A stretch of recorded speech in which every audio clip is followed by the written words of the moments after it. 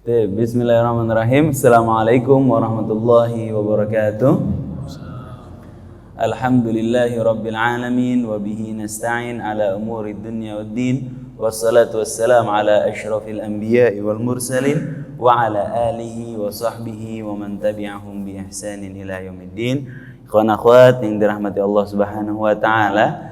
Masya Allah, Allah Subhanahu wa ta'ala beri kita kemuliaan pada pagi hari ini. Alhamdulillah, di antara manusia-manusia lain, di antara orang-orang lain yang menikmati akhir pekannya dengan barangkali Sabtu pagi berleha-leha tiduran, ya. Barangkali yang seumuran Al-Fagir sedang capek karena semalam suntuk berpesta pora. Barangkali sekedar meleyeh-leyeh di rumah, di kasur dan lain sebagainya. Alhamdulillahirabbil alamin, Allah pilih kita semua untuk bisa duduk di masjid, melakukan ta'lim, belajar, menuntut ilmu.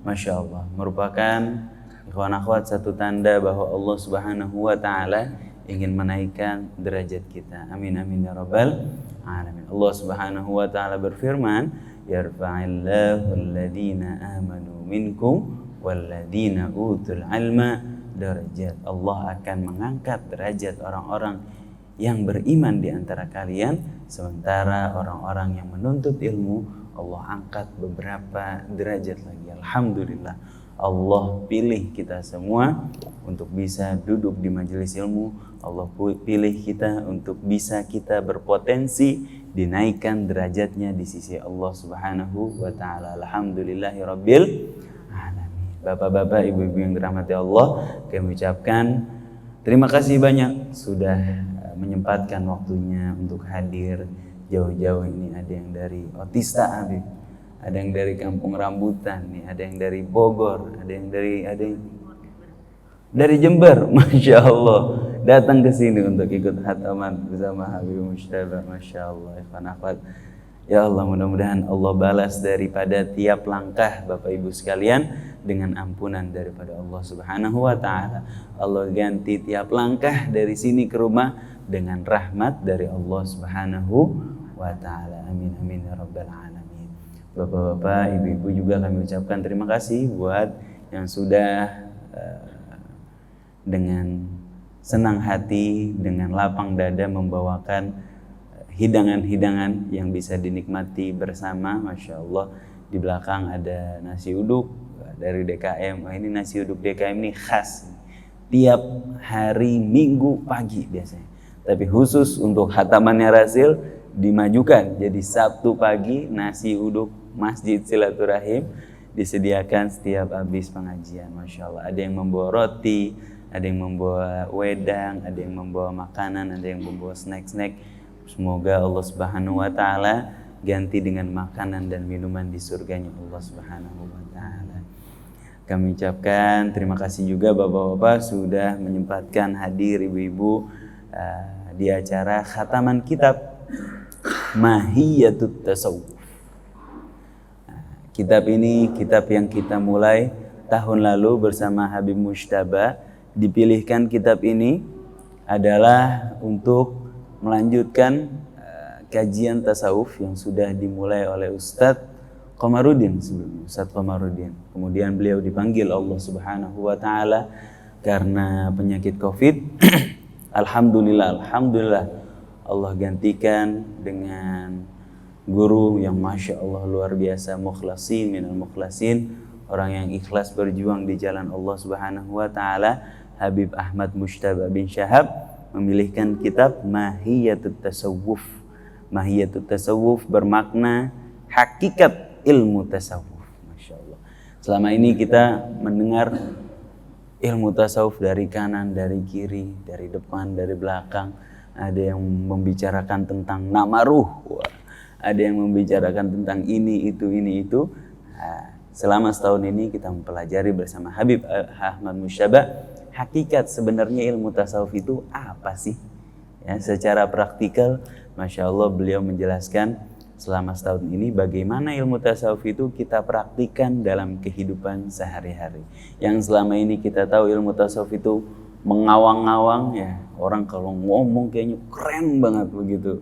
Kalau menurut ilmu tasawuf, beliau alhamdulillah selama setahun ini menjelaskan dengan begitu membumi, bisa kita praktekkan tentang ciri-ciri orang yang bertasawuf. Mulai dari yang pertama memahami ilmu syariat, kemudian menjaga hati, kemudian sidik jujur, kemudian dan lain sebagainya, mendahulukan orang lain, memuliakan orang lain, menjaga hak Allah Subhanahu wa taala, senantiasa berzikir, kemudian sampai di poin terakhir yang akan kita habiskan saat ini adalah poin bagaimana mencintai Allah Subhanahu wa taala. Masya Allah, alhamdulillah, Allah kasih nikmat kita, Allah datangkan guru yang luar biasa kepada kita di ruang dengar kita masing-masing. Bapak Ibu barangkali selama ini di rumah setahun di rumah didatangkan guru melalui frekuensi radio untuk kita bisa memahami sama-sama kitab Mahiyatut Tasawuf. Sekedar mengenalkan Habib Ahmad Mujtaba ini, Bapak-bapak, Ibu-ibu barangkali baru melihat sosok Habib. Walaupun meskipun udah datang beberapa kali di acara Rasil, Habib Ahmad Mujtaba ini merupakan lulusan daripada pesantren Habib Umar bin Muhammad bin Salim bin Hafid. Beliau sudah mungkin 15 tahun Bib di sana.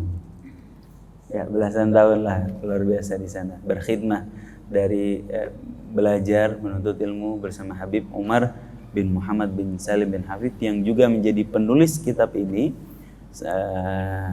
selama belasan tahun, mulai dari masa remaja beliau. Masya Allah.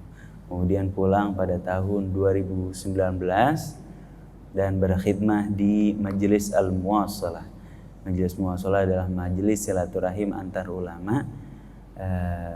Sampai saat ini bagi bapak-bapak yang sempat menanyakan gimana sih kalau mau belajar sama Habib Mujtaba, gimana sih mau belajar sama Habib Mujtaba, beliau biasanya ada kajian setiap Senin ba'da maghrib, setiap Senin ba'da maghrib, dan ada maulid setiap hari Kamis ba'da maghrib.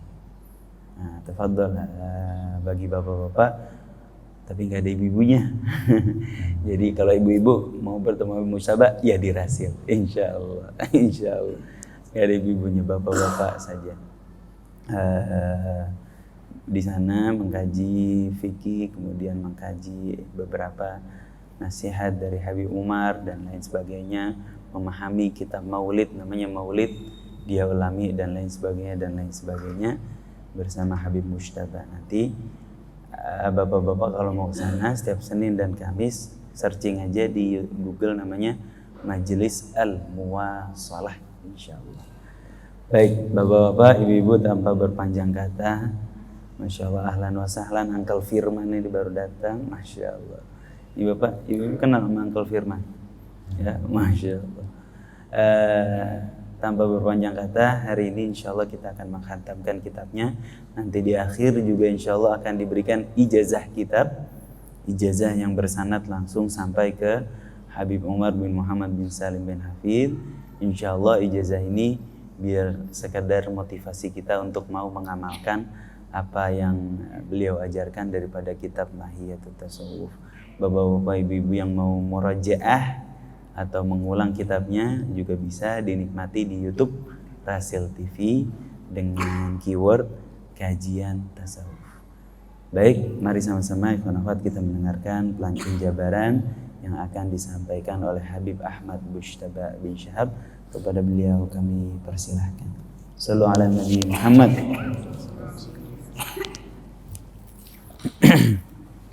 Assalamualaikum warahmatullahi wabarakatuh. Alhamdulillahirabbil alamin wa bihi nasta'inu ala umuri dunya waddin. Wassalatu wassalamu ala sayyidil mursalin sayyidina Muhammadin wa ala alihi wa sahbihi ajma'in.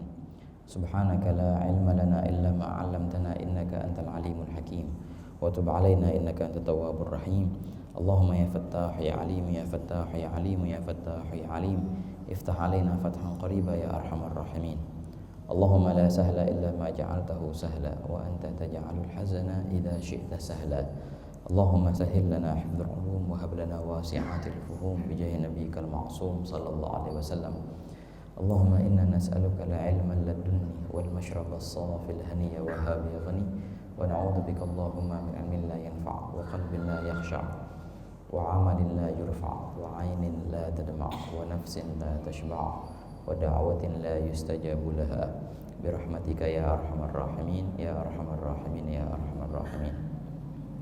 نوينا التعلم والتعليم والتذكر والتذكير والنفع والانتفاع والإفادة والاستفادة والحث على التمسك بكتاب الله وسنة رسول الله والدعاء إلى الهدى والدلالة على الخير ابتغاء وجه الله ومرضاته وقربه وثوابه سبحانه وتعالى. نوينا ما نوى به أسلافنا الصالحون، نوينا ما أحاط به علم الله تعالى من حسن النيات. Alhamdulillah, senantiasa puja dan puji syukur kita haturkan kehadirat Allah Subhanahu wa taala atas segala limpahan nikmahnya, limpahan hidayah dan taufiknya, hingga alhamdulillah kita kembali dalam kajian mingguan kitab Mahiyatut Tasawuf wa Simatu Ahli. Namun kali ini agak berbeda dengan yang awal-awal. Kalau kemarin kita hanya di studio yang di radio dan para pendengarnya melalui radio, tapi sekarang kita bisa bertatap muka alhamdulillah dalam rangka khataman kitab. Dan memang di antara kebiasaan kaum sholihin, dan kita meniru kebiasaan mereka ya ikhwan, wahakala sadatul adat, adatus sadat, sadatul adat. Di antara kebiasaan mereka, kalau seandainya mereka khatam kitab, mereka buat walimah. Bahkan itu pun ada dasar dalilnya dari kitab-kitab fikih kita ada. Mereka namakan itu namanya walimah hidaq. Ha dzal alif qaf. Hidaq, walimah untuk khataman yang biasanya dibuat untuk khataman Quran. Kemudian juga dikiaskan untuk khataman-khataman kitab. Jadi kan dalam fikih itu kalau walimah itu banyak, bukan hanya walimah nikah. Ada walimah nikah, ada walimah sunnah. Kalau orang mau pergi haji sunnah buat walimah juga. Kalau orang buka rumah baru sunnah juga buat walimah begitu. Kalau anaknya khitan sunnah juga buat walimah. Dan itu macam-macam namanya. Tiap-tiap walimah itu ada nama masing-masing. Ada walimah. Nah, untuk walimah khataman kitab mereka namakan walimah hidaq. Wahakala. Dan memang sunnah itu ya kawan. Dahulu beberapa guru-guru kita memang kalau biasanya untuk khataman kitab mereka pindah tempat. Entah itu tempat sambil berziarah, entah itu di pantai laut biasanya, atau di pegunungan. Mereka buat rehlah sekalian. Wah, kata. Dan di sini juga kita meniru mereka. Biasanya kita baca di studio, namun sekarang kita pindah tempat untuk khataman kitabnya, pindah ke masjid. Wah, kata ikhwan. Setapak kita mengikuti kebiasaan para kaum sholihin. Semoga Allah Ta'ala bangkitkan kita dengan mereka, insyaallah. Amin ya rabbal alamin. Ikhwani, tidak terasa sudah hampir setahun kita membaca kitab ini.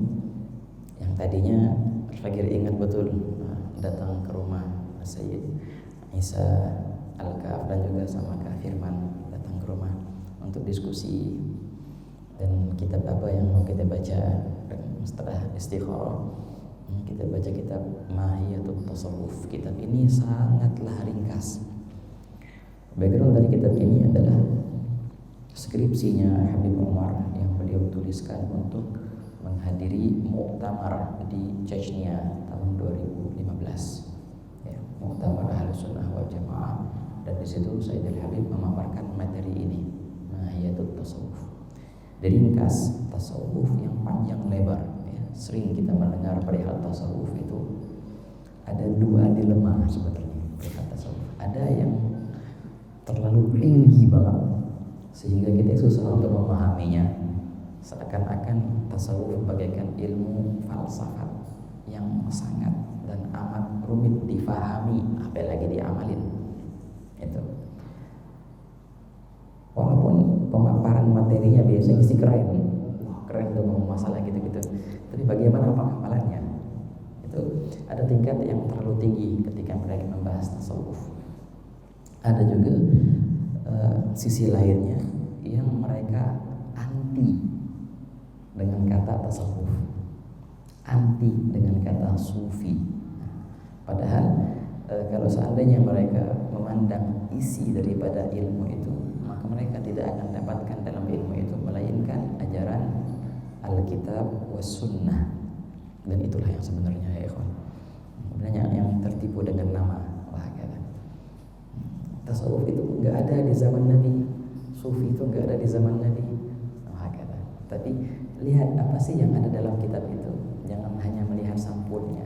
Kalau seandainya engkau melihat setiap lembaran dari kitab tasawuf, maka pasti engkau akan dapatkan semua itu berdasarkan dalil. Dan mereka mentasybihkan dengan ahlus suffah, para sahabat yang waktu itu memang menjadikan tempat tinggalnya adalah Masjid Nabawi, di antaranya Abu Hurairah dan lain sebagainya. Di antara rujukan makna tasawuf adalah kembali ke mereka yang memang ada di kalangan para sahabat. Dan hakikat daripada ilmu tasawuf itu sendiri adalah pembahasan yang sangat mendalam tentang rukun yang ketiga daripada rukun-rukun agama. Sering kita mendengar rukun Islam, dan semua itu wajib menghafalkan rukun Islam yang 5. Ada juga rukun iman, dan semua pasti tahu rukun iman yang 6. Namun ada satu lagi yang sebenarnya itu satu paket yang baginda Allah menyatakan itu dalam satu hadis dan dinamakan itu semua dengan rukun-rukun agama. Satu Islam, yang kedua iman, yang ketiga apa namanya ihsan. Nah, inilah yang dibahas oleh tasawuf. Bagaimana kita bisa menggapai derajat yang sempurna dalam keihsanan kita. Baginda Nabi Muhammad SAW ketika menjelaskan rukun ihsan itu apa, baginda membaginya menjadi 2 martabat. Kalau rukun Islam ada 5, semua kita hafal. Rukun iman ada 6, semua kita hafal. Rukun ihsan ada berapa? Ada 2 derajat tadi. Ada 2 derajat. Yang mereka kasih nama derajat pertama dengan nama musyahadah, yang paling tinggi. Derajat kedua mereka kasih nama muraqabah. Ada 2 berarti, musyahadah dan muraqabah. Kedua itu baginda Nabi Muhammad SAW menyatakannya dalam hadis, al-ihsan an ta'budallaha ka'annaka tarahu. Itu musyahadah. Engkau menyembah Allah seakan-akan engkau melihatnya. Itu musyahadah. Fa in lam takun tarahu fa innahu yara. Kalau seandainya engkau belum bisa sampai ke derajat seakan-akan engkau melihat Allah ketika engkau beribadah, maka mulailah dengan derajat muraqabah, yaitu apa?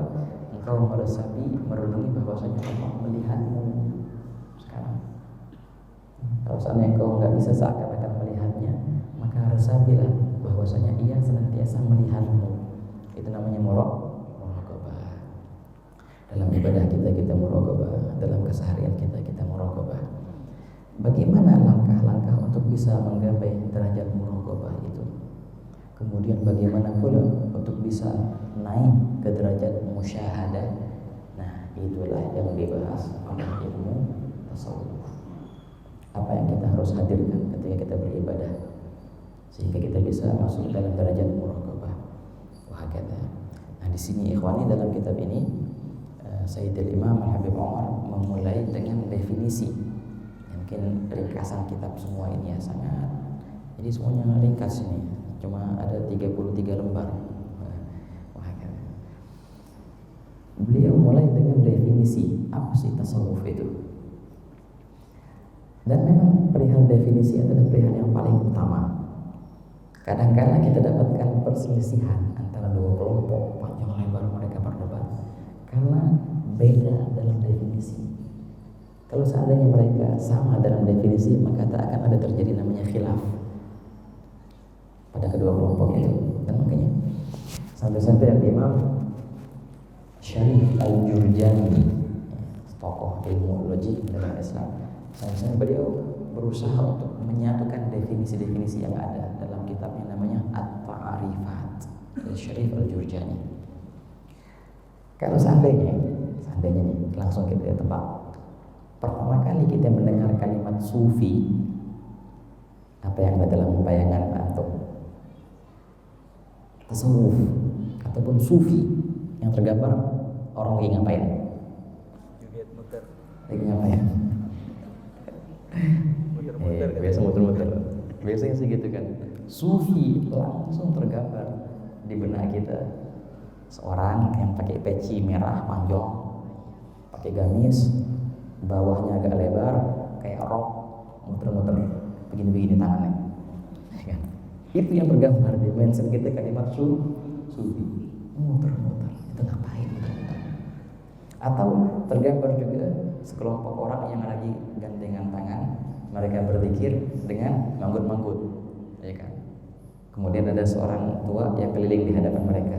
Itukah hakikat tasawuf?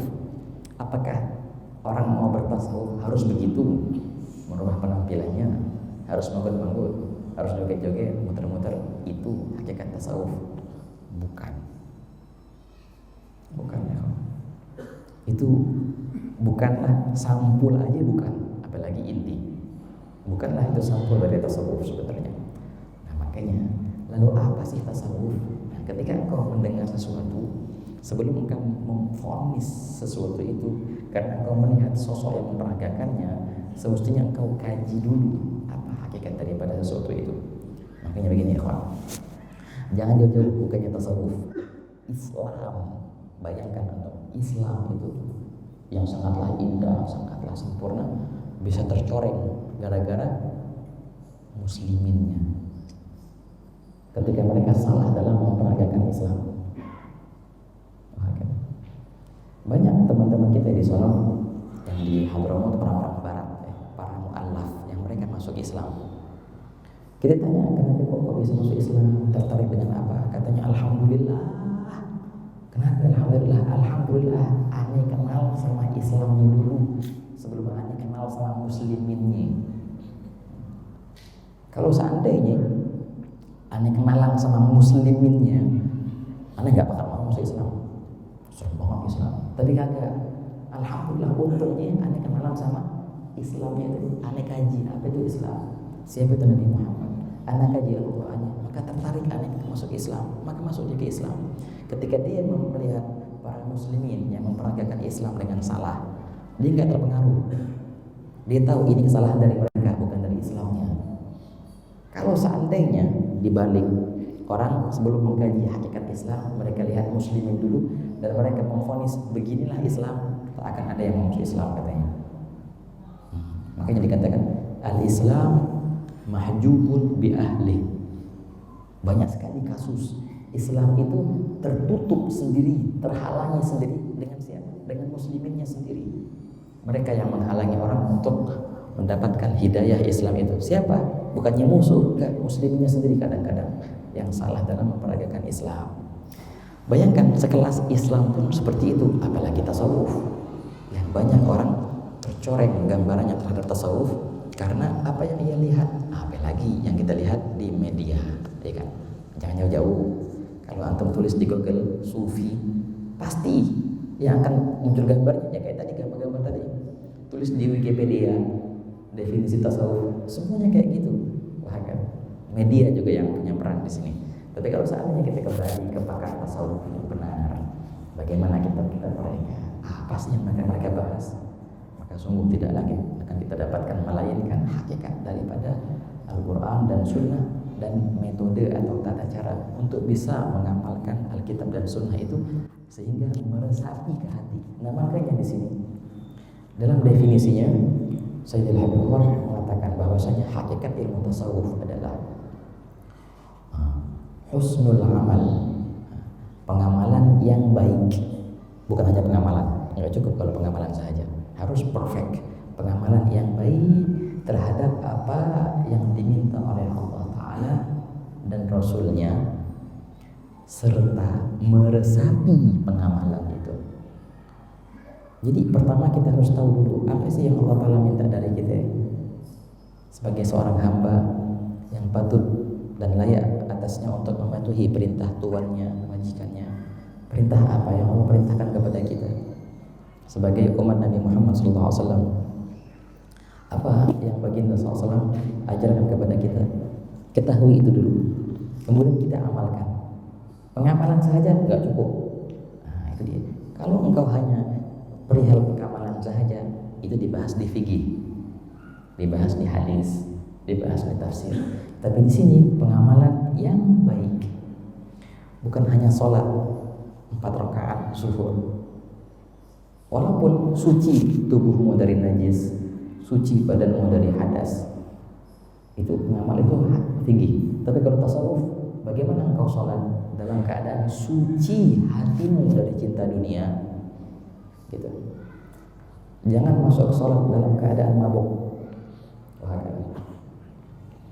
Wa antum sukara hatta ta'lamu ma taqulun. Jangan kalian masuk sholat dalam keadaan mabuk. Zahir fikihnya ya haram kalau kita mabuk sholat, ya kagak sah sholat kita, jelas. Tapi ulama tasawuf mempunyai pengamalan yang lebih sempurna.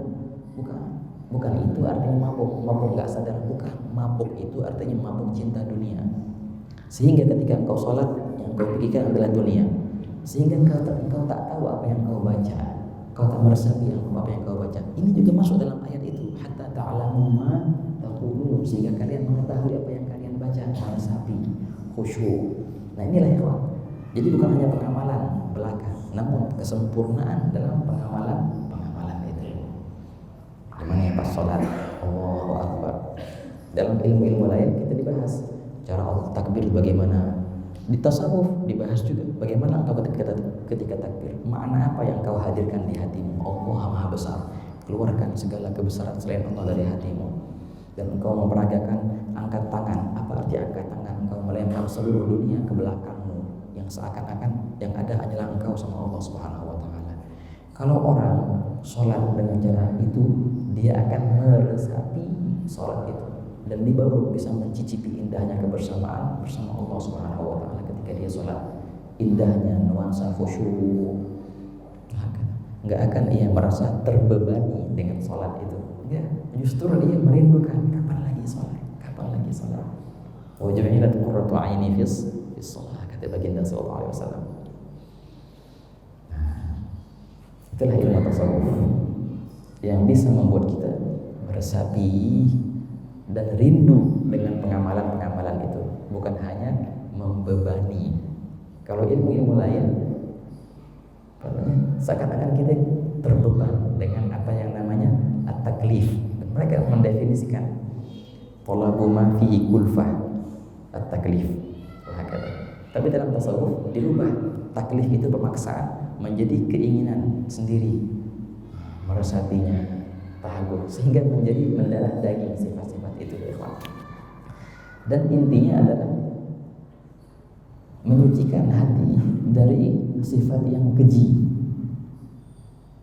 dibersihkan hati kita dari sifat sombong, dari sifat hasad, iri, dari sifat benci. Itu nggak susah loh, nggak mudah loh ikhwan, nggak mudah kita membersihkan hati dari sifat sombong. Kadang-kadang hati kita punya sifat sombong yang kita tak tahu, tak sadar. Kadang-kadang kita iri kepada orang, namun kita tidak sadar iri itu. Padahal sifat iri itu dosa, bukan cuma tak layak, enggak, dosa, haram hukumnya. Sebagaimana haram engkau meminum khamar, haram engkau makan anjing ataupun babi, juga haram juga kita mengiri kepada orang lain. Haram juga kita benci kepada orang lain. Haram juga kita sombong, dan itu enggak kalah haramnya. Bahkan kata Imam Ghazali, haram sifat-sifat yang keji di hati itu lebih daripada haramnya perihal lahiriah yang di jasad. Begitu ya kan? Jadi sangat bahaya. Baginda bersabda dalam hadis, la yadkhulul jannah man kana fi qalbihi dzarrah min kibr. Tak akan bisa masuk surga seseorang selama di hatinya itu ada sebutir atom daripada kesombongan. Jadi kesombongan itu bisa mencegahmu untuk masuk surga. Nah, bagaimana kita mengobati hati ini biar hilang sombongnya? Di sini dibahas. Setelah disucikan itu hati dari perihal yang keji, kemudian dihiasi baru dengan sifat yang terpuji. dihiasi dengan ketawaduan, kerendahan hati, dihiasi dengan keikhlasan, ketulusan, dihiasi dengan kejujuran. Bukan hanya kejujuran lisan saja, enggak, kejujuran dalam tekad, kejujuran dalam perbuatan, berperilaku sebagai orang yang jujur. Wahakadha ikhwan. Nah, itulah ringkasan dari ilmu tasawuf definisinya. Ya, menyucikan hati dari sifat yang keji, kemudian menghiasinya dengan sifat yang terpuji. Nah, di sini Sayyidil Habib menyebutkan 10 tanda utama orang yang bertasawuf. Ini 10 tanda jadikan patokan. Kalau orang sudah sempurna dalam 10 ini, baru sah dinamakan sebagai sufi. Kalau belum 10 itu punya, maka tidak sah dia dinamakan sebagai sufi, walau walau dia bertarekat, walau dia berpakaian tasawuf, walaupun patokannya bukan tarekat atau enggak tarekat, bukan. Patokan tasawuf itu bukan juga berpakaian dengan pakaian yang compang-camping, bukan. Patokannya 10 nilai utama ini ya. 10 patokan orang yang bertasawuf. Nomor satunya yang paling utamanya ini. Coba tebak. Nomor satunya apa? Nomor satunya adalah kemapanan dalam ilmu Al-Quran dan hadis. Bukan cuma mengetahui saja, enggak, harus ahli dalam bidang Al-Quran dan hadis. Yang pertama, orang sufi itu harus alim. Orang sufi tapi tidak alim, sangat jauh dia dari hakikat tasawuf. Apalagi kalau seandainya perilakunya itu bertentangan dengan syariat, bukan sufi, jauh dari hakikat tasawuf. Pertama dia harus mengetahui, bukan hanya mengetahui, harus ahli dalam bidang Al-Quran dan hadis. Sayyidina Junaid bin Muhammad Al-Baghdadi mengatakan, sebagaimana dinukil ini perkataan oleh Imam Abdul Karim Al-Bushairi dalam risalahnya, ilmuna hadza muqayyadun bil kitabi was sunnah. Ilmu kami ini, tasawuf ini terikat dengan Al-Quran dan sunnah, hadis. Beliau berkata, barang siapa man lam yahfadzil Quran wa lam yaktubil hadis, barang siapa yang tidak menghafal Al-Quran dan tidak ahli dalam bidang hadis, maka tidak bisa masuk dalam ilmu kami ini. Nomor satu adalah ilmu.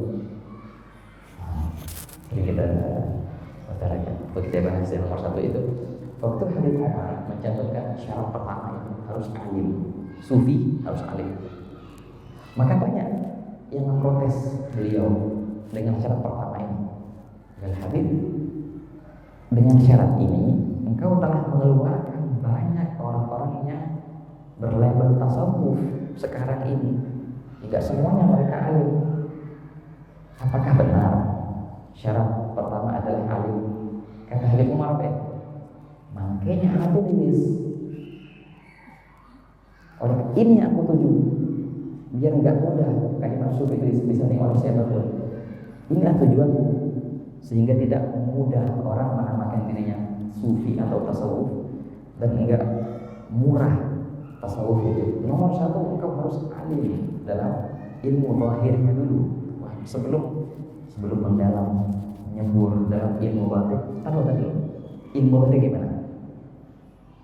Imam Sya'rawi berkata, bila mana engkau melihat seseorang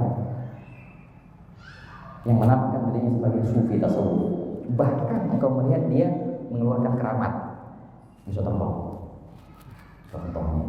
bisa jalan di atas air, wah, wali, lalu orang kafir juga bisa wali, agak. Beliau berkata, kalau seandainya engkau melihat orang seperti itu, maka jangan engkau percayai dia kecuali dengan engkau timbang perbuatannya dengan ilmu syariat yang zahir. Itu menjadi patokan. Bagaimana dia mengamalkan syariat? Bagaimana salatnya berjamaah? Apakah dia melakukan perihal yang makruh? Apalagi yang haram? Wah, jadi patokan seseorang itu dalam tasawuf adalah pengenalannya terhadap ilmu zahir syariat yang itu asasnya adalah ilmu dulu. Nah, ini syarat nomor pertama, ilmu dulu. La ilaha illallah. Nah, memang ada sengaja, katanya ada sengaja emang nomor satu syarat paling utama adalah kemapanan dalam ilmu. Ini yang pertama. Kemudian juga pernah kita bahas secara ringkas aja, menyebutkan nama-namanya aja ya. Yang kedua, perhatian mereka terhadap hati. Ulama tasawuf mereka sangat memperhatikan perihal hati mereka. Ini tanda yang kedua. Dan memang baginda pernah bersabda dalam hadisnya yang ma'ruf rawahu Muslim, innallaha la yanzuru ila suwarikum. Allah tidak memandang gambaran kalian atau poster kalian. Allah juga tak memandang zahir amal kalian. Walakinnahu yanzuru ila qulubikum. Akan tapi Allah Ta'ala memandang hati kalian. Ya, memandang niat kalian. Itu yang menjadi patokan pandangan Allah Ta'ala. Ala inna fil jasadi mudghah. Di jasad ada segumpal darah. Bila mana itu bagus, maka semua akan bagus. Bila mana itu buruk, maka semua akan buruk. Itu adalah hati. Itu namanya hati sanubari.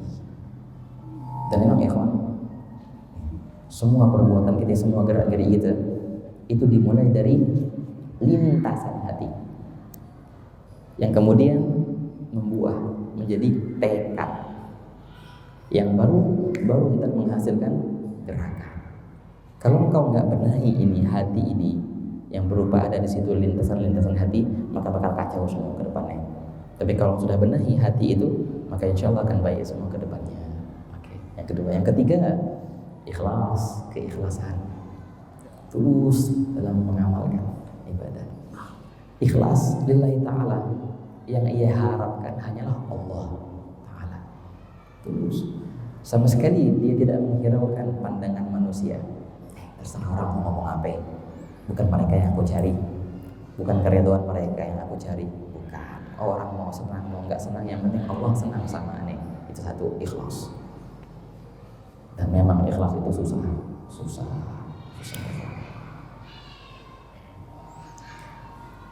Orang kalau ikhlas, ya, ketika dia bersedekah contohnya, dia akan lupa dengan sedekah itu.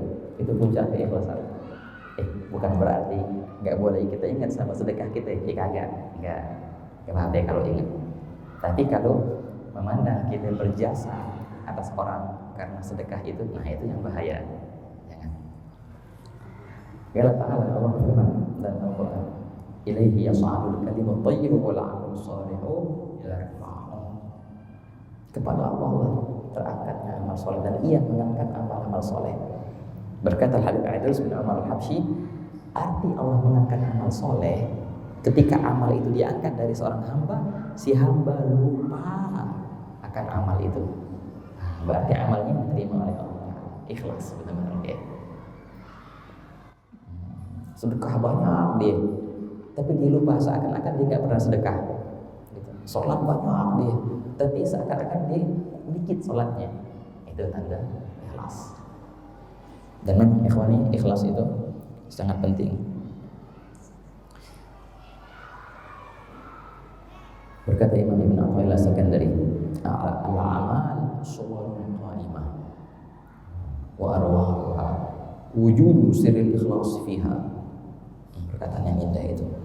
Amal-amal itu hanyalah gambaran belaka, dan ruh daripada gambaran itu adalah ikhlas. Yang kayak gini katanya, setiap amal kita itu kayak angka 0. Berapa yang dia sholat? 1000, berarti ada 0, 1000. Kalau 0 tambah 0 sama dengan 0. 0 ada 3, berarti berapa? 0. 0 dan 0, berarti 0 juga. 0. Tapi kalau seandainya engkau tulis angka 1 aja di depan 0 itu, baru berharga tuh 0. Kalau 0-nya 3, tambah 1 depan, jadi 1000. Tambah 1 lagi 0-nya, jadi 10.000. Tambah 1 lagi 100.000. Tambah 1 lagi jadi 1.000.000. 0 itu ada harganya bila mana ada angka di depannya. Kalau nggak ada angka di depannya, nggak berharga amal itu. Kata ulama, persis itulah perumpamaan antara amal kita yang itu sama dengan nol dengan angka yang itu adalah keikhlasan. Amalmu akan dianggap akan berharga, makin banyak amalmu makin berharga bila mana ada keikhlasan di depannya. Kalau nggak ada keikhlasan, ya kayak tadi nol sebanyak-banyaknya nol, ya nol. Jadi kalau ada ikhlas, maka baru bisa berharga itu amal-amal. Ya, keikhlasan. Sifat yang keempat, as-sidq, kejujuran. Jujur dalam perkataan, ya. Jujur dalam perbuatan, jujur dalam niat, jujur dalam tekad. Jadi makna jujur itu luas, ikhwan. Bukan hanya jujur dalam perkataan, dan memang tingkat kejujuran banyak. Langkah pertama adalah kejujuran dalam perkataan. Orang kalau dalam lisannya nggak bisa jujur, dipastikan dalam niatnya, tekadnya, perilakunya nggak akan bisa jujur. Langkah pertama dalam kejujuran adalah kejujuran lisan. Dan memang yang namanya bohong itu sangat bertentangan. Bukan hanya dengan sifat muslim, ya, kebohongan itu bertentangan dengan keislamannya, keimanannya. Gak bisa bergabung antara bohong dan iman, gak mungkin. Makanya Nabi SAW pernah ditanya, ya Rasulullah, seorang mukmin bisakah dia jatuh dalam maksiat maling? Bisa saja, kata Nabi. Ya Rasulullah, seorang muslim bisa tak jatuh dalam kemaksiatan zina? Bisa saja. Tapi ketika baginda ditanya, ayakdzibul mukmin, apakah bisa seorang mukmin berbohong? Langsung Nabi bilang, tidak. Mukmin enggak akan bisa berbohong. Kemudian baginda membacakan ayat, innama yaftaril kadzibal ladzina la yu'minuna bi ayatillah. Mereka yang bisa berbohong hanyalah mereka yang tidak beriman terhadap Allah Ta'ala. Jadi sangat berlawanan antara bohong dan iman itu. Gak mungkin bersatu.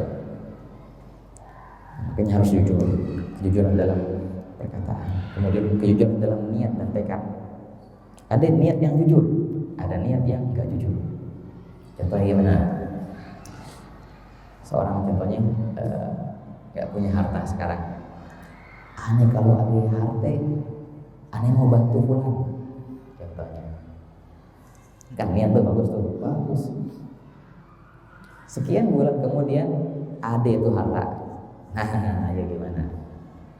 Jadi gak bantu bulan?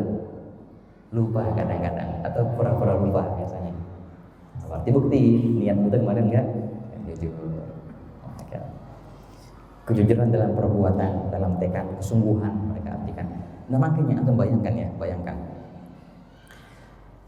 Allah Ta'ala ketika menceritakan derajat-derajat yang tinggi di sisinya, Allah utarakan dengan kursi-kursi kejujuran. Fi maq'adi sidqin 'inda malikin muqtadir. Di mana orang yang beriman tuh di maq'ad, di kursi-kursi. Namanya apa? Kursi-kursi sidq, kejujuran. Di mana itu? 'Inda malikin, di sisiku, kata Allah Ta'ala, bersamaku. Dalam perihal mereka namanya maqam as-siddiqiyah al-kubra. Kejujuran gitu. Kemudian tanda yang kelima adalah at-tawadhu al-qalbi, kerendahan hati. Tawadhu. Dan di sini ditekankan ya, tawadhu itu qalbi, di hati. Jadi tawadhu itu di hati. Bukan di gerakan. Walaupun biasanya gerakan itu menggambarkan apa yang ada di hati. Tawadhu itu apa sih? Tawadhu itu engkau tidak memandang bahwasanya engkau lebih mulia daripada yang lain. Engkau meyakini yang lain itu pasti lebih mulia daripada dirimu. Imam Ghazali punya teori yang sangatlah basic di sini. Kata Imam Ghazali, kalau ente melihat anak kecil, ente yakini ya pasti. Kalau ente melihat orang yang lebih dini usianya, lebih kecil usianya darimu, engkau yakini ini anak pasti maksiatnya lebih dikit dari maksiat aneh. Jelas, dia lebih mulia. Kalau kita lihat orang yang lebih gede dari kita, lebih dewasa dari kita, katakan ini orang pasti taatnya lebih besar, lebih banyak dari taat kita. Bahkan untuk bayangkan, kepada orang lain kita nggak boleh sombong, ya, walaupun kepada orang kafir. Keimanan lebih mulia daripada kekafiran, itu pasti. Tapi apakah kau bisa memastikan dirimu lebih mulia daripada dirinya? Nggak bisa. Kenapa? Nah, makanya ulama bilang bisa jadi fulan sekarang kafir, dan bisa jadi Allah Ta'ala kasih dia hidayah, kemudian dia mendapatkan derajat yang tinggi, lebih tinggi daripada derajatmu. Itu bisa jadi. Siapa yang bisa jamin engkau masih dalam keadaan Islam? Gak ada yang bisa jamin. Namun kita berharap itu pasti. Menjamin gak ada yang bisa. Siapa yang bisa jamin fulan itu masih dalam keadaan kafir? Gak bisa jamin. Ya, makanya jangan memvonis bahwasanya kita lebih mulia daripada yang lain. Itu ringkasan masalah tawadhu ya. Yang keenam, ma'rifatul fadl li ahli, mengetahui keutamaan bagi orang lain, gitu. Menempatkan orang lain pada tempat yang semestinya. Menghormati para ulama, menghormati orang-orang yang lebih tua darinya, gitu. Itu tanda ulama tasawuf. Gak pernah meremehkan siapapun itu orang alim kah, itu orang biasa kah, gak pernah. Tanda ulama tasawuf adalah orang yang senantiasa menghormati orang lain, gitu ikhwan. Di antara pesan beberapa kaum salihin, wahai waladi, wahai anakku, jangan engkau kasih tanganmu untuk dicium oleh siapapun. Kadang-kadang perihal cium tangan itu ulama tasawuf mempunyai pandangan yang istimewa.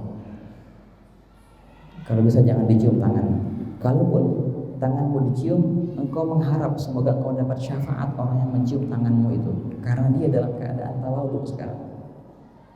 Betul, dia mencium tanganmu, dia sekarang dalam keadaan rendah hati. Itu luar biasa loh, apa yang ada di hatinya itu. Dan sekarang engkau terancam dengan kesombongan ketika tanganmu dicium. Makanya sebagian kaum soleh berkata, mending aku ditampar daripada tanganku dicium. Karena ketika tanganku dicium, aku dalam bahaya besar. Bahaya apa? Bahaya kesombongan. Nah itu katanya ya Pak. Ala kulli hal.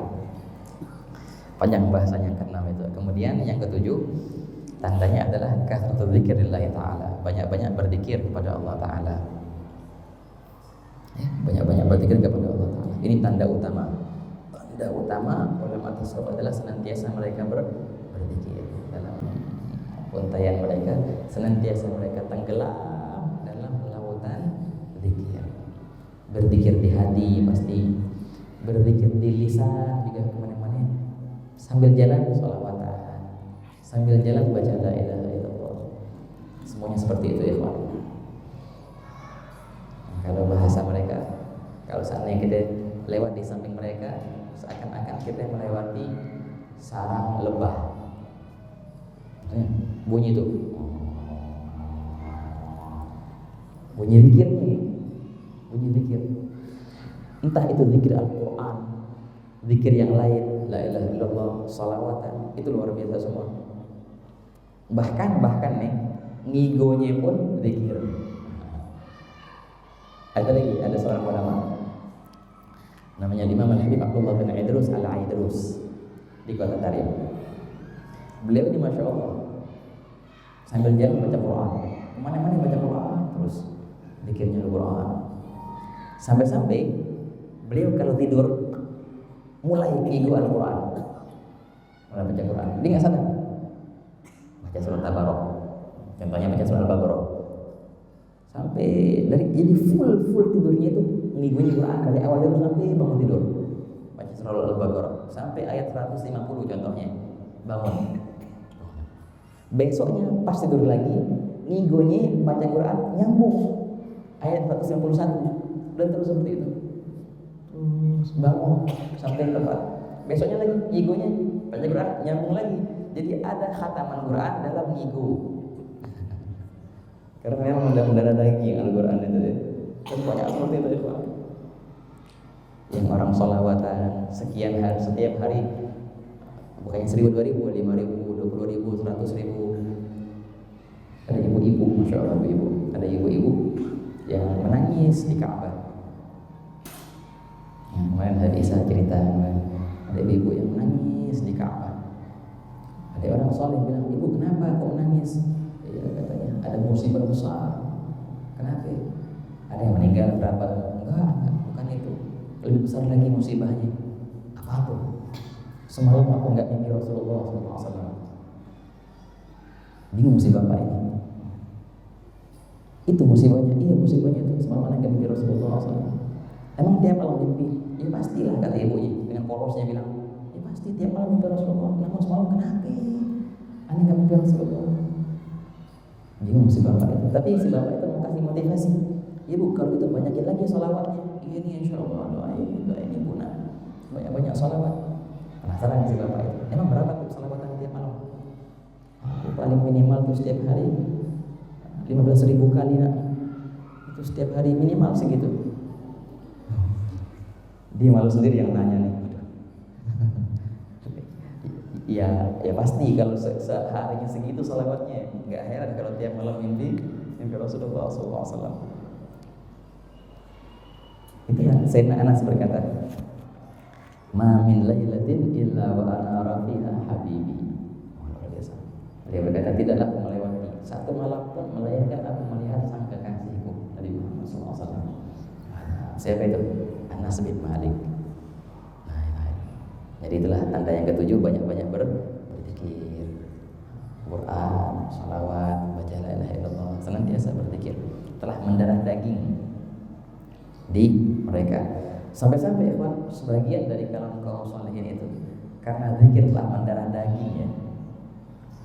Sampai-sampai tertulis di hati mereka itu la ilaha illallah, kadang-kadang tertulis. Baik, yang kedelapan, husnul bayan wa nabdil jidal. Nah, ini juga di antara tanda ulama tasawuf, mereka kalau menjelaskan suatu dalil maka mereka menjelaskan dengan baik, dengan halus. Ketika menjelaskan dalil, wa nabdil jidal, dan mereka menjauhi apa yang namanya perdebatan, bantah-bantahan. Maka mereka jauhi itu. Apa yang mereka tahu mereka jelaskan. Diterima penjelasan mereka, alhamdulillah. Enggak diterima, enggak apa-apa. Nah, adapun kalau menghujat, bantah-bantahan ataupun debat-debatan, itu mereka jauhi. Dalam hadis baginda bersabda, barang siapa yang meninggalkan perdebatan dalam keadaan dia memang salah, maka Allah Ta'ala berikan dia istana di surga yang paling bawah. Namun bila mana dia meninggalkan perdebatan dalam keadaan dia yang benar, maka Allah Ta'ala memberikan ia istana di surga yang paling atas. Bukannya itu wajib kita menjelaskan? Nah, ini dia. Yang wajib adalah memberikan penjelasan, bukannya berdebat. Beda antara kedua itu. Nah, engkau menjelaskan apa yang kau tahu, diterima atau enggak terima, serahkan kepada Allah. Itu yang kedelapan. Yang kesembilan, mughabaratus sayyi'ah bil hasanah, senantiasa membalas yang buruk dengan kebaikan. Senantiasa mereka membalas dengan kebaikan apapun. Disakiti, tapi senantiasa mereka membalas dengan baik. Dicaci maki, yang keluar dari lisan mereka adalah doa kepada orang yang mencaci itu. Bukan dicaci balik nyaci. Ya kan? Ada dicaci, dibalik caci juga, ya sama kalau gitu, sama, ya kan? Sama hinanya. Justru ketika orang mencacimu, jangan kau turun ke derajatnya yang hina itu. Kau harus tegak, tahan mulutmu. Kalau bisa kau doakan dia, makin tinggi derajatmu. Tapi kalau dia nyacimu, engkau mencacinya juga, ya sama begitu, turun juga sama, berarti nggak ada bedanya. Bedanya apa? Hanya dia yang mulai, dia yang balas, itu bedanya. Nah, senantiasa kaum sholihin itu mereka tidak pernah membalas keburukan dengan keburukan. Senantiasa mereka membalas dengan kebaikan. Layaknya Nabi Muhammad SAW. Nah, tanda yang ke-10 yang terakhir adalah mahabbah, cinta, dan ini adalah puncak. Setiap orang yang bertasawuf itu mereka benar-benar tenggelam dalam lautan cinta kepada Allah Subhanahu wa taala. Dan memang ikhwani, cinta itu adalah puncak dari segala martabat, dan semua martabat itu adalah pendahulu untuk engkau bisa masuk dalam martabat cinta itu. Kita ditekankan untuk ikhlas agar bisa cinta kepada Allah, ditekankan untuk berbaik sangka agar bisa cinta kepada Allah Ta'ala, ditekankan untuk jujur agar bisa cinta kepada Allah Ta'ala. Jadi ujung dan target utama adalah mendapatkan cinta Allah. Dan memang sebenarnya ini juga awal, sebenarnya ini awal juga. Seorang gak bakal bisa tulus kepada Allah kecuali kalau dia memang sudah cinta kepada Allah. Seorang akan bisa menahan penderitaan karena dia memang cinta. Cinta itulah yang membuat semua itu indah. Cinta yang membuat salatmu indah. Cinta yang membuat puasamu indah. Kalau tingkat cintamu belum tinggi, engkau akan merasakan salat itu suatu beban, puasa beban. Tapi kalau engkau tinggi dalam perihal cinta, engkau tak akan merasa terbebani dengan cinta. Kalau kita demen sama orang ya, jatuh cinta sama orang, kita senantiasa merindukan bisa berduaan dengannya. Itu tunggu kapan tuh? Kapan janjian lagi, bisa jalan-jalan lagi katanya. Suami cinta sama istrinya, demen kalau berdua-duaan. Jadi waktu berdoa adalah waktu yang didambakan karena ada cinta. Tapi kalau nggak ada cinta, benar jadi beban itu. Dia lagi, karena nggak ada cinta, ya kan? Nah, sama juga kita sama Allah Taala bagaimana? Kalau engkau cinta sama Allah Taala, kau akan merindukannya. Kapan lagi bisa sholat? Kapan lagi bisa berdoa? Kapan lagi bisa munajat? Tapi kalau nggak cinta, kurang cintanya, terbebani kita dengan sholat. Ayo buruan sholat nih biar lega. Jadi beban tuh sholat tuh sampai lega. Kita bilang, ya beban. Iya, memang intinya adalah cinta. Nah di sini dibahas cinta kepada Allah, kemudian cinta kepada Rasulullah SAW, dan kemudian cinta kepada kaum sholihin. Nah inilah pembahasan yang terakhir di sini. Qala Imam Al-Haddad, mahabbatuhum dini wa fardi wa sunnati wa urwati al-wuthqa wa afdalu ma 'indi wa tadhkaruhum ruhi wa ruhi wa rahati wa lastu bi syai'in in balawni bis-saddi. Mereka berkata, cinta kepada mereka para sholihin, cinta kepada mereka para guru-guru, itu adalah agamaku, agama cinta. Dan itu adalah farduku, dan itu adalah sunnahku. Apa? Cinta. Itu. Farduku, amal wajibku adalah cinta. Amal sunnahku juga adalah cinta. Dan dengan ini aku dekat kepada Allah Ta'ala. Bukankah Allah Ta'ala berfirman dalam Al-Qur'an, senantiasa hambaku itu dekat kepadaku dengan melaksanakan apa yang aku telah fardukan atas mereka, dan senantiasa hamba itu makin dekat kepadaku dengan melaksanakan sunnah-sunnah. Kata Habib Umar, ini yang dimaksud oleh Imam Haddad. Kalau aku melakukan farduku dan melakukan sunnahku, apa itu yang aku lakukan biar aku bisa dekat kepada Allah? Ini cinta. Maka cinta kepada mereka adalah, itulah farduku, dan itu juga adalah sunnahku. Cinta kepada kaum sholihin. Kata Imam Syafi'i apa? Uhibbus sholihina wa lastu minhum la'alli an anala bihim syafa'ah. Aku cinta kepada kaum sholihin walaupun aku bukan dari golongan mereka, kata Imam Syafi'i. Padahal beliau, Masya Allah, kenapa engkau cinta kepada kaum sholihin? Harapanku agar nanti di akhirat aku mendapatkan syafaat mereka. Ini kan alim, ini gak andalkan ilmu, enggak. Ini kan banyak ibadah. Yang aku andalkan nanti adalah cintaku kepada kaum sholihin. Itu adalah di hari kiamat. Beliau berkata, wa tadhkaruhum ruhi, mengingat mereka, mengenang mereka para kaum sholihin itu adalah ruhku. Aku akan mati kalau seandainya aku nggak ingat mereka. wa rauhi, dan itu adalah minumanku, wa rauhati, dan adalah ketenanganku. Walastu bi syai'in in balawni bisaddi, dan akan hancur aku bila mana aku ditolak oleh mereka.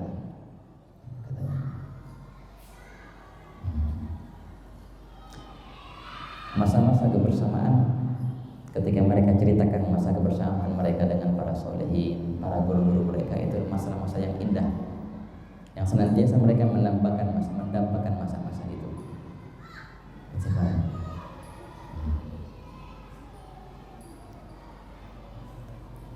Allah, semoga Allah Ta'ala cicipin kita kebersamaan dengan kaum solehin. Berkata Al-Habib Ali Al-Habsyi, mengarang maulid, ketika beliau menceritakan masa-masa ketika beliau duduk dengan guru beliau Habib Abu Bakar Abbas. Anda bayangkan, ini kelas ulama yang luar biasa. Berkata apa? Begini, ketika aku duduk di hadapan guruku Habib Abu Bakar Abbas, aku merasakan ketenangan yang luar biasa. Aku lupa aku di dunia. Kalau seandainya datang malaikat Ridwan membukakan pintu surga untukku, maka sungguh aku tak akan berdiri daripada majelis guruku itu. Kenapa? Karena hakikatnya aku sedang di surga sekarang. Inilah nikmat surga yang Allah Ta'ala dahulukan untuk kita. Duduk di hadapan para sholihin, mendengarkan kata-kata mereka, merasakan ketenangan yang apa mereka rasakan, mendapatkan percikan rahmat Allah yang Allah Ta'ala hujankan dengan deras di hati mereka. Itu kata Habib Habsyi, nikmat memang. La ilaha illallah. Wala sidqihim fil muhabbatillah kana min azhadin nas. Karena mereka jujur dalam cinta kepada Allah, mereka akhirnya zuhud, enggak cinta lagi sama yang lain, karena mereka mendapatkan perihal yang paling agung. Wahakala, apa yang bisa menjauhkan mereka dari Allah, apa yang bisa melemahkan mereka dari taat, mereka jauh-jauhi itu. Dan senantiasa mereka bersegera untuk bisa berdekatan kepada Allah, berjihad fisabilillah dengan sebenar-benarnya agar menjadi kalimat Allah yang tinggi. Nah, ini adalah akhir pembahasan daripada tasawuf, dan beliau berkata, "Wa ma'lumun anna kulla ma yatanaqadu ma'a ma yati tasawuf aw sima min simat ahli tariqi falaysa min at-tasawufi fi syai'." Ini pernyataan yang paling akhir, alinea yang paling akhir beliau katakan, dan jelas bahwasanya setiap yang berlawanan dengan hakikat tasawuf atau tanda daripada tanda-tanda orang yang bertasawuf, maka bukanlah itu dari tasawuf, walaupun sedikit. Sangatlah jauh dia dari hakikat tasawuf. Tasawuf bila mana bertentangan dengan definisi tasawuf itu atau dengan 10 tanda utama ini. Ini menjadi tolak ukur para yang bertasawuf. Kemudian beliau tutup, wabillahi taufiq, hanya dari Allah Ta'ala. Taufik itu, pertolongan itu. Wa sallallahu ala sayyidina Muhammadin wa alihi wa sahbihi wasallam walhamdulillahirabbil alamin. Dengan itu tamatlah kitab Mahiyatul Tasawuf. Semoga Allah Ta'ala membukakan hati kita untuk bisa mengamalkan apa yang kita ketahui. Semoga Allah Ta'ala memberikan kita tiap-tiap cahaya yang ada pada kitab ini, yang tersembunyi pada tiap-tiap paragrafnya, pada tiap-tiap kalimatnya, pada tiap-tiap katanya, dan pada tiap-tiap hurufnya. Semoga Allah Ta'ala bukakan hati kita untuk itu semua, dan Allah Ta'ala mudahkan kita untuk mengamalkan apa yang kita dengarkan, dan semoga Allah Ta'ala mudahkan kita juga untuk bisa meraih derajat-derajat yang tinggi yang Allah berikan kepada mereka, para ahli tarbiyah, tasawuf dan tazkiyah. Amin ya rabbal alamin.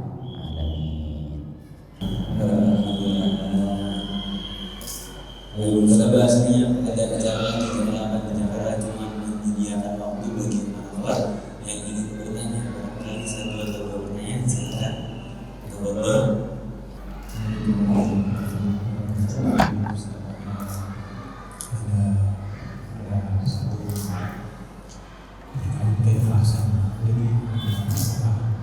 Keikhlasan itu asli saja atau kan ini bukan satu kajian. Ketika kita sudah ikhlas berbuat sesuatu perbuatan itu apakah bisa mengurangi keikhlasan tersebut? Dan apakah ketika kita tidak ikhlas mengerjakan sesuatu, tetapi kita sadar pada saat dan kita ingin menangkap, saya niatkan ketika itu saya ingin tahu gitu, apakah itu bisa? Dan kita masuk surga itu bukan karena amalan kita, tapi karena rahmat Allah gitu ya.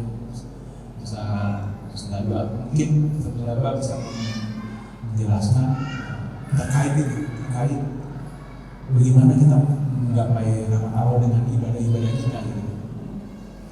Biasa kan manusia termotivasi dengan pahala, dengan kita melakukan sesuatu untuk menambah sesuatu gitu. Tapi bagaimana itu menggapai rahmat Allah tapi dengan ibadah yang banyak gitu. Mungkin terima kasih. Assalamualaikum warahmatullahi wabarakatuh.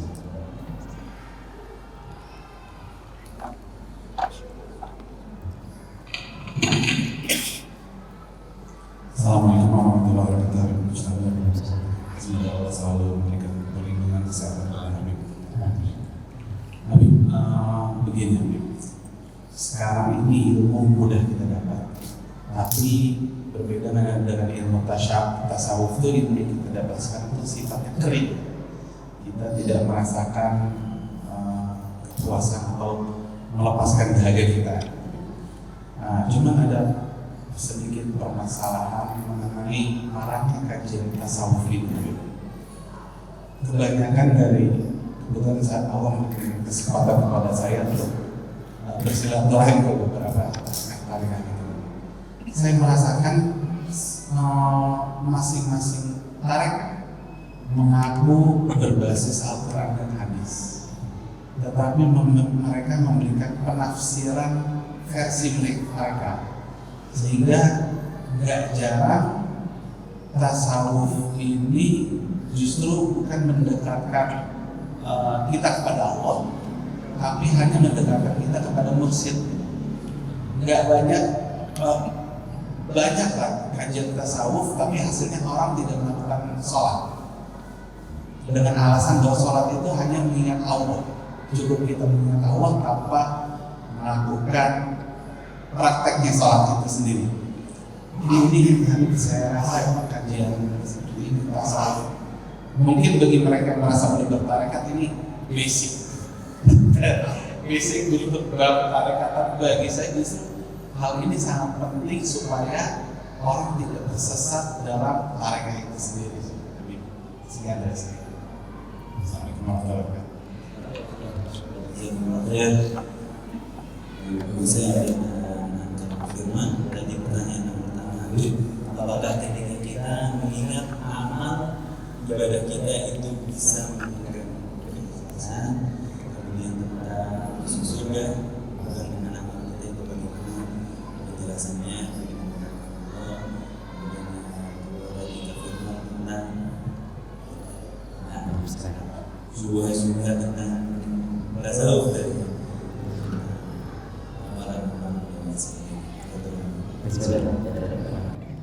Jazakumullah khair kepada Syekh Hussein dan Kak Firman. Untuk masalah pertama tentang keikhlasan. Apakah keikhlasan itu hanya sekedar ketika kita ibadah, ataupun juga kita dituntut untuk senantiasa ikhlas dalam ibadah itu walaupun setelah kita selesai? Artinya apakah ada mungkin ketika kita mengingat suatu ibadah yang pernah kita lakukan itu mencoreng keikhlasan kita? Dan begini ikhwani, sebenarnya sih mengingat suatu ibadah itu enggak salah dan enggak mencoreng keikhlasan, kecuali kalau seandainya dia mengingat dalam keadaan dia merasa berjasa. Aku, ada akunya, aku sholat, aku puasa loh. Nah ini kayak gini bahaya. Kalau ingat sholatnya atau puasanya tanpa menisbatkan itu kepada dirinya dan dia sadar bahwasanya itu adalah bantuan dari Allah. Kalau Allah nggak bantu aku untuk sholat, nggak akan bisa aku sholat. Nah ini bagus nih kalau pola mengingatnya seperti itu, bagus. Tapi kalau dia menyandarkan itu ibadah kepada dirinya, namun dia lupa bahwasanya hakikatnya itu adalah karunia dari Allah untukmu, ini bisa mencoreng keikhlasan. Ada cerita Sayyidina Hasan al-Basri. Kata aja. Sayyidina Hasan al-Basri pernah dijamu oleh seorang saudagar. Orang baik, saudagar itu baik. Dia ngundang Sayyidina Hasan al-Basri sama muridnya. Pas sudah duduk di rumahnya, dihidangkan suatu hidangan. Ada pembantunya itu bawa taplak meja, sufro. Pas tuan rumah lihat taplak mejanya, bilang kayak gini, Fulan, bilang ke pembantunya, jangan taplak meja yang ini. Ini kan yang kita beli di Mekah tuh 3 tahun lalu. Yang baru dong. Oh iya, marhaba. Diganti taplak mejanya. Yang lebih baru. Dia lagi sama tuan rumah, jangan juga yang ini kan kita yang beli di Mekah 2 tahun lalu. Ganti. Oh iya. Maaf. Diganti taplak meja yang paling baru. Nah ini nih yang kemarin kita beli di Mekah tahun lalu pas haji. Itu kata tuan rumah. Ya kan? Sayyidina Hasan al-Basri bisik-bisik sama muridnya. Ya Allah, kesian banget. Kenapa? Pahala haji 3 tahun hangus gara-gara taplak meja. Haji 3 tahun haji, pahalanya hangus gara-gara taplak meja, hangus hajinya. Nah, padahal bisa jadi ketika dia haji itu bagus, tapi muskilahnya ketika dia mengingat mungkin karena bahasa kita ini. Ketika dia mengingat ibadah itu dengan cara demikian, ya. Nah, ini menandakan bahwasanya, nah jadi gini, ketika orang mungkin ibadahnya dan dia merasa berjasa atas ibadah itu, berarti tanda memang dia gak ikhlas pada ibadah itu. Walaupun ketika waktu dia beribadah itu seakan-akan dia ikhlas, itu bisa jadi terbuka kedoknya bukan sekarang, nanti. Nah, ketika diuji, benar-benar diuji, nah ikhlas kan gitu, ujiannya lah itu. Wah kata. Tapi kita bisa benerin niat pada saat misalnya kita ngasih Ya. ikhlas, pada saat kita sadar oh iya nggak ikhlas, saya yakin karena Allah. Bisa banget, senantiasa itu terbuka. Kita sadar tadi kurang ikhlas, istighfar. Ya Allah terimalah amalku walaupun banyak cacatnya. Bisa dibenahi terus, bahagia ikhlas. Justru itu bagus. Sehingga ntar kali keduanya lebih sadar dari awal. Terus seperti itu. Bahagia. Kalau orang tadi pas lagi ibadah dia sadar enggak ikhlas. Ini bagus ini ikhwan. Kesadaran enggak ikhlas itu langkah untuk menuju keikhlasan. Justru kalau orang ngaku ikhlas berarti gak ikhlas. Aneh ikhlas loh. Nah, kalau itu ikhlas gak ngomong. Jadi menuduh diri bahwasanya gak ikhlas itu langkah pertama dalam keikhlasan. Maka ada ikhlas. Dan masalah yang tadi Habib, ketika kita beribadah itu mendapatkan rahmat, mendapatkan pahala. Nah jadi begini. Memang surga itu Allah kasih ke kita dengan rahmatnya ya, pasti. Bukan dengan amal kita. Jelas banget itu ya Pak. Amal nggak akan bisa membeli surga. Surga itu mahal. Hanya rahmat Allah yang bisa. Kau bisa mendapatkan surga karena dengan rahmat Allah. Namun nanti di surga lah dulu kita ngapain beramal? Nah kayak gitu. Nanti di surga nanti derajatmu yang mana itu tergantung amalmu. Nah, mungkin baginda bersabda dalam hadits qudsi, udkhulul jannata bi rahmati wa tagawsamuha bi a'malikum. Kata Allah dalam hadits qudsi, masuklah ke surgaku dengan rahmatku. Karena kasih sayangku kau masuk surga. Nanti berbagi-bagilah derajatnya di surga tergantung amal kalian. Nah itu ya. Ketika kita beramal dan mengharapkan pahala, ini contohnya, buat ibadah ini kenapa ya? Biar dapat istana di surga. Oke. Yang lebih dahsyat lagi, contoh, baca surat Waqiah sore-sore. Kenapa ya? Katanya kan biar rezekinya luas. Nah, biar kaya katanya. Itu pertanyaan, ini mencorengnya keikhlasan. Nah, jadi gini ikhwan, keikhlasan itu banyak derajatnya. Ketika orang beramal karena mendapatkan pahala itu langkah pertama kok dalam keikhlasan. Walaupun tidak sempurna, tapi nggak salah. Karena Allah sendiri yang menyebutkan dalam Al-Quran perihal keindahan surga, memotivasi kita untuk beribadah dengan itu. Itu langkah pertama dalam keikhlasan. Tapi jangan merasa cukup berhenti di derajat itu, kau harus lebih naik ke atas lagi. Tulus karena Allahnya, bukan karena surganya. Tulus karena ia dan memberi, bukan karena pemberiannya. Beda antara dua itu ya. Makanya begini, ada cerita Sayyidah Rabi'ah al-Adawiyah. Itu luar biasa. Ada perempuan yang ma'ruf tenar ya. Rabi'ah al-Adawiyah. Beliau pernah bermunajat seperti ini. Ini menunjukkan tingkat keikhlasan yang tinggi. Beliau bermunajat, ya Allah, bila mana aku menyembahmu karena ingin menggapai surgamu, maka jangan engkau berikan aku surga itu. Dan bila mana aku menyembahmu karena takut dari nerakamu, maka masukkan aku ke nerakamu. Orang yang dengarnya bingung. Bu, ngomong apa Bu? Ada seorang ulama yang mendengar munajat itu. Dan wahai Sayyidah, apa yang benar apa yang kau dengar? Iya, bukankah Nabi Muhammad sendiri minta masuk surga? Masa ente kan mau masuk surga? Bukan Nabi Muhammad sendiri yang minta berlindung dari api neraka? Masa ente masuk neraka mau? Allahumma inna nas'aluka ridhaka wal jannah wa na'udzubika min sakhatika wan nar. Katanya bukan begitu maksudku. Ana juga minta masukkan ke surga Allah dan jauhkan dari neraka, tapi surga dan neraka itu bukan tujuan ibadahku. Walaupun benar aku memintanya, tapi bukan tujuanku itu. Masih bingung bapak itu. Maksudnya gimana Bu? Nggak bisa. Kalau ibu minta surga ya pasti itu tujuanmu. Bukan itu maksudnya. Lama perdebatan antara dua itu. Akhirnya begini, ikhwan, mentoknya di sini. Berkata Sayyidah Rabi'ah Adawiyah dengan pernyataan yang membuat orang yang bertanya itu sadar, padahal dia ulama. Kalau seandainya kau bayangkan, kalau seandainya ini Allah Ta'ala menghapus apa yang namanya surga, gak ada surga, batal. Kalau Allah menghapus apa yang namanya neraka, batal apa yang namanya neraka, gak ada sama sekali cerita itu semua, batal semua. Masihkah engkau menyembahnya?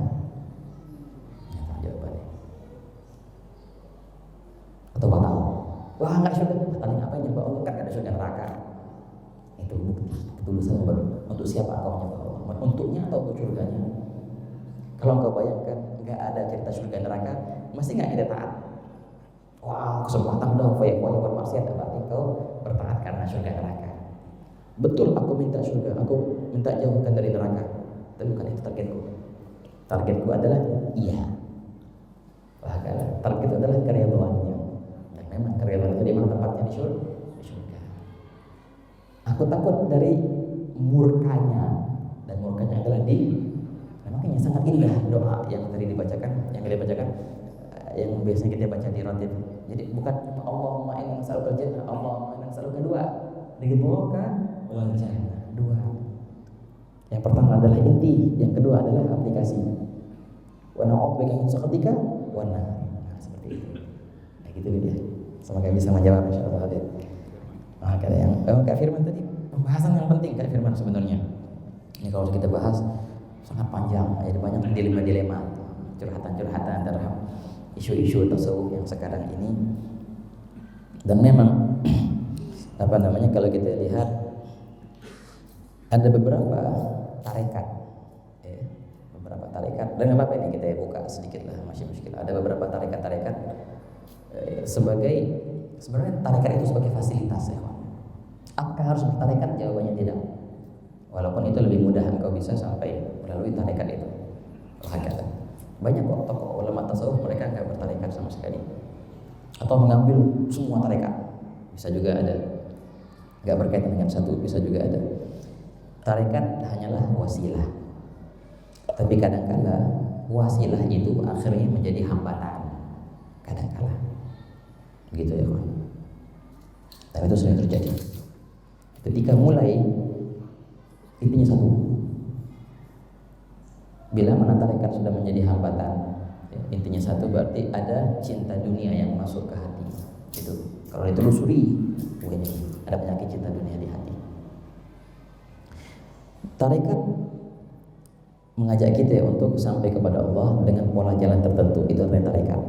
Nah, tapi kadang-kala tarekat itu akhirnya mengajak kita bukan ke Allah, ke guru. Nggak salah cinta kepada seorang guru, bukan nggak salah, bahkan kewajiban itu simpati kepada seorang guru. Tapi ketika engkau memandang rendah guru yang lain, engkau memvonis tarekat yang lain salah atau rendah, ini berarti engkau sudah salah jalan sekarang. Engkau sudah salah jalan, itu buktinya. Dengerin ikhwan, ambil pernyataan ini. Guru yang benar adalah guru yang senang bila mana muridnya belajar juga ke guru yang lain, dan faham kebalikannya juga. Kebalikannya berarti tarekat yang benar adalah tarekat yang senantiasa dia membukakan, mempersilahkan orang untuk ambil dari yang lain juga. Siapa tahu engkau lebih cocok dengan yang lain itu. Jadi sama sekali tidak mengajak orang ke sosok. Ini penting, ini sering kita dinasihati oleh guru kita Habib Umar. Harus kalian bedakan. Jangan kalian itu berdakwah kepada Allah loh, bukan berdakwah kepada diri kalian, atau bukan berdakwah kepada tarekat kalian, dan juga bukan berdakwah kepada guru kalian atau kepada madrasah kalian, kepada aliran kalian, bukan kepada mazhab, bukan juga. Lihat orang itu lebih dekat kepada Allah lewat mana, maka doronglah dia untuk lebih dekat kepada Allah Ta'ala, entah dengan tarekatmu atau tarekat orang lain, madhabmu, madhab orang lain, aliranmu, aliran orang lain. Nah begitu. Jadi yang kita lihat bagaimana orang ini bisa lebih dekat kepada Allah dengan cara apapun. Itu tugasnya seorang dai. Begitu ya kawan. Justru seorang dai itu ketika dia ada pendakwah yang lain contohnya yang datang ke tempatnya, itu dia merasa terbantu, senang. Dia punya media dakwah contohnya. Ketika ada media dakwah yang lain, dia merasa senang, bukan merasa tersaingi. Dalam perihal tasawuf, nggak ada yang namanya saingan. Nggak ada. Saingan nggak ada. Pun dalam kebaikan nggak ada. Nggak ada saingan. Perlombaan ada. Musabaqah fil khair ada. Saingan nggak ada sama sekali. Logikanya begini. Ada barang banyak di gudang aneh, yang aneh harus bawa ke sono. Dan ini barang punya bos aneh. Bos suruh aneh bawa ini barang dari gudang A ke gudang B. Aneh bawa atu-atu tuh, banyak soalnya, berat. Datang teman, dia mau bantuin, mau bawain juga. Dia bawain ke gudang A ke gudang B. Ketika datang teman, semestinya apa yang dia? Aneh girang dong. Makin banyak yang membantu, makin senang karena banyak banget barang-barang ini. Selagi dia menghantarkan ke gudang yang sama. Tapi kalau dibawa kabur sama dia, nah aneh gak ada tuh, ya kan? Dibawa barang bosannya ke rumahnya itu jangan. Nah, ketika ada orang yang mengajak orang kepada kesesatan, kita gak ada tuh. Tapi kalau seandainya dia mengajak orang itu sama tujuannya ke gudang B juga, justru aneh senang. Jadi nggak ada sama sekali masa dia tambah banyak kan, ada nggak perihal tersaingi karena adanya orang yang membantu untuk membawa itu. Nggak waras kalau seandainya dia merasa tersaingi. Makin banyak yang bantu makin enak. Mau banyak barang-barang ini. Berapa banyak umat Nabi Muhammad SAW yang harus kita bawa ke sana. Makin banyak para pendakwah, makin banyak sarana apapun yang bisa mendekatkan mereka ke tujuan yang sama, makin senang gitu. Nah begitu logikanya ya kawan. Jadi tadi Kak Firman, dan memang setiap tarekat itu mengatasnamakan Alkitab wa Sunnah, ya kan? Tapi dengan penafsiran masing-masing. Satu jawabannya di sini Kak Firman. Intinya adalah syarat pertama tadi, bagaimana pengamalan sebelum dia menafsirkan Al-Quran dengan tafsirnya masing-masing, bagaimana pengamalan zahir syariatnya. Itu makanya ilmu fikih itu ilmu sangat dasar dan patokan utama. Tafsirnya, hadisnya. Jadi pengamalan zahir syariatnya bagaimana? Ada cerita. Diceritakan dari mana sih Syekh Abdul Qadir Al-Jailani. Ketika beliau beribadah, maka timbul cahaya yang besar di hadapannya. Cahaya. Dia kira ini cahaya, masya Allah cahaya nih. Ditunduk sekejap. Kemudian cahaya itu bersuara. Dibilang kayak gini, wahai Abdul Qadir, sungguh aku telah menggugurkan kewajiban sholat atasmu, wahai hambaku. Langsung sama Syekh Abdul Jalani, ikhsa ya adullah, menciutlah engkau wahai syaitan musuh Allah. Benar ciut, jadi gelap.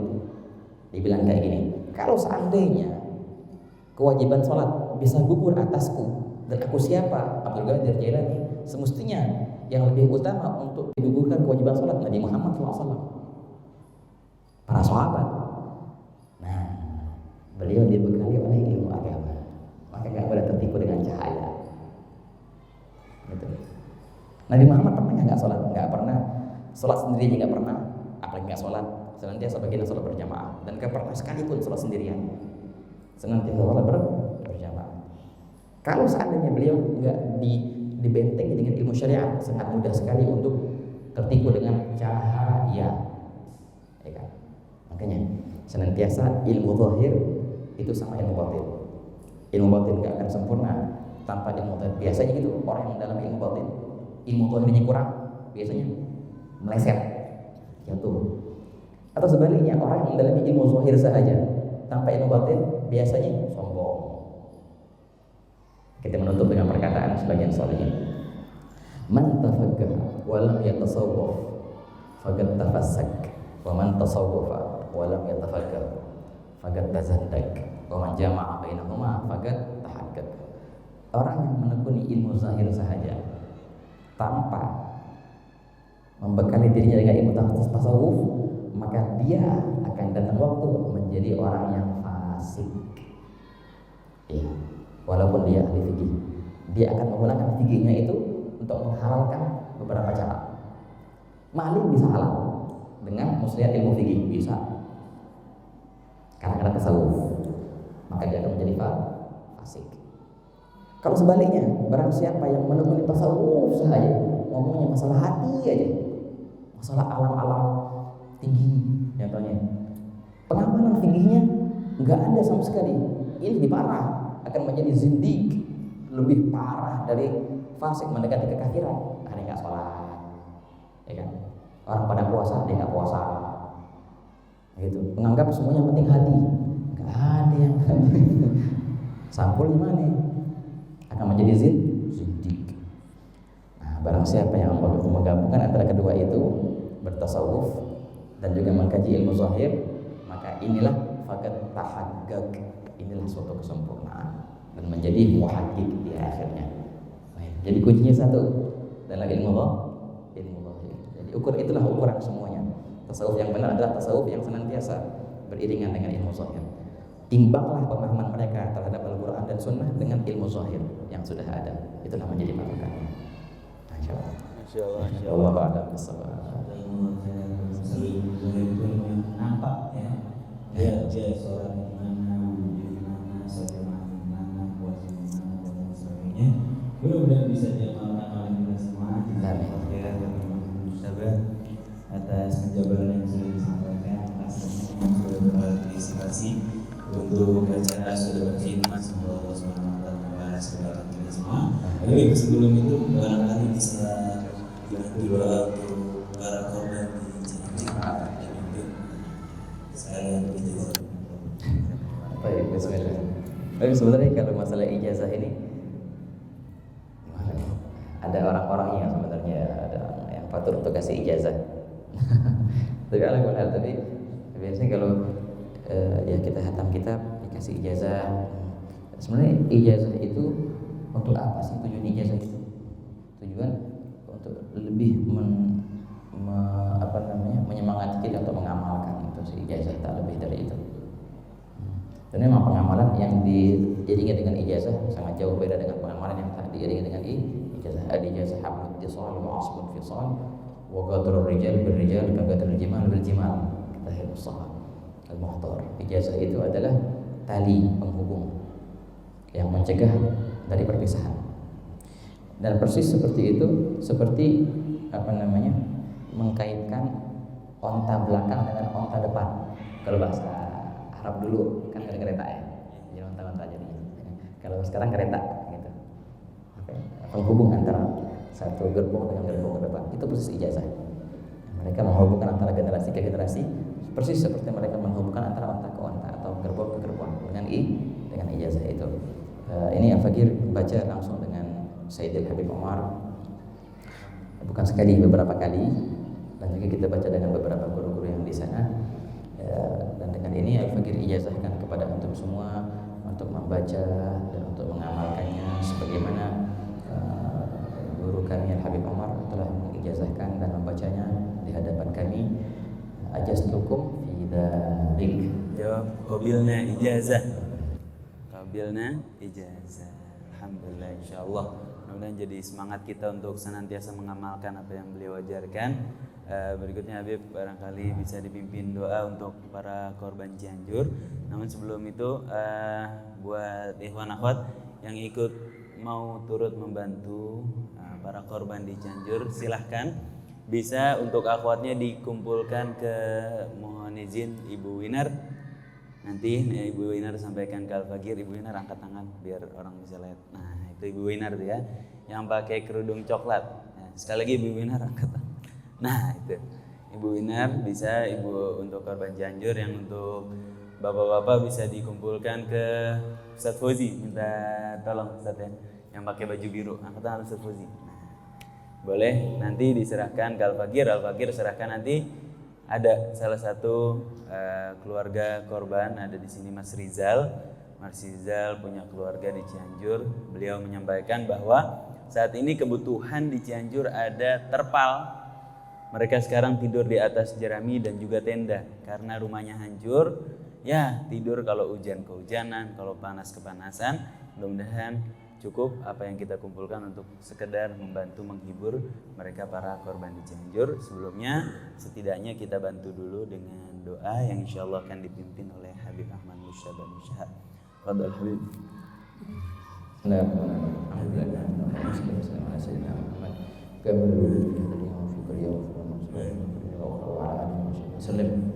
Allahumma ya farijal hammi ya kashfal hammi ya mani afri ya farham ya farham farijahum garabatana wa ahlina wa ikhwanina fi Cianjur wajibur kasrahum farijahum wa rahmahum wajzihim ala dhalika ajzal mathubat wa ahmad as-sawab ya karim ya wahab ya kabir ya ta'ala ala darajatihim fil jannah al-muntaqirina minhum warhamhum wa wajibur qulub ahlihim wa dhalihim كل من يواليهم وسع لهم الأرزاق الحسية والمعنوية الظاهرة والباطنة وحنن إلينا وإليه روح الحبيب صلى الله عليه وسلم واربطنا به ربطا لا ينحل في القرآن والعمل وارزقنا اليسير وارزقنا اليسر في كل الأمور واشرح جميع الصدور برحمتك يا كريم يا غفور برحمتك يا أرحم الراحمين يا من فقه الخير إخوانهم عليه وفقنا اللهم الخير وعينا عليه ربنا آتنا في الدنيا حسنة وفي الآخرة حسنة وقنا عذاب النار وصلى الله على سيدنا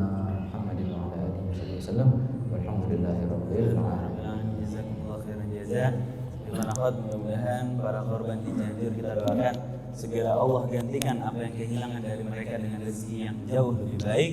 Allah kuatkan mereka, Allah bangkitkan mereka kembali, Allah sembuhkan di antara mereka yang berpenyakit, dan yang terutama Allah tetapkan ketakwaan mereka sehingga tidak goyah dengan sekedar iming-iming Indomie atau bantuan yang diiming-imingkan oleh orang-orang lain untuk berpindah agama. Mudah-mudahan Allah tetapkan hati mereka di dalam agama Islam. Nah, kita ikhtiar dengan membantu, mudah-mudahan membuat mereka kuat memegang teguh tauhid dan ketakwaan mereka kepada Allah Subhanahu wa taala karena bantuan kepedulian yang kita lakukan kepada mereka.